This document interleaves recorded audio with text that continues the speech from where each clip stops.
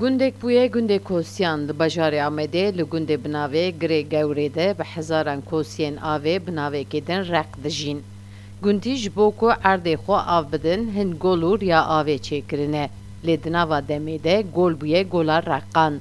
Di nava avê de û li qiraxa avê de bi hezaran req dijîn. Gundî bela xwe li wan nadin. Lewra dibêjin kosî an bi navekê din req temsîliyeta bereketê ne.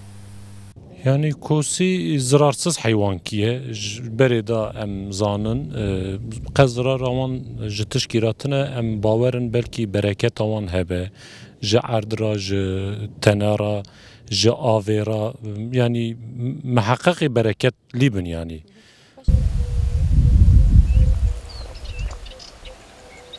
Gundî ji bo ku zirar nedin reqan li qiraxa gol û kaniyên avdaniyê de hêdî tev digerin û li derdorê golê bêdeng dimeşin.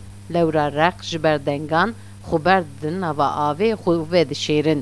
Lê dema bêdengî dibe li gel werdeqan serê xwe derdixin ser avê.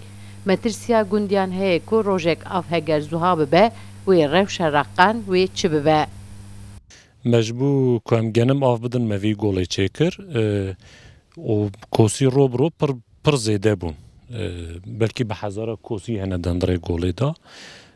Tirsa me em dibin ku gol ziwa bibe van kosiyayê ku de herin yayê bimirinê çawa bin em jî wî ditirsin gelek pirin yani kosî rob zêde dibin. Yani belediye ku karibe xwedî li wan derê ya jî avê ji me re bişîne quraxliqa av kêmasiya avê heye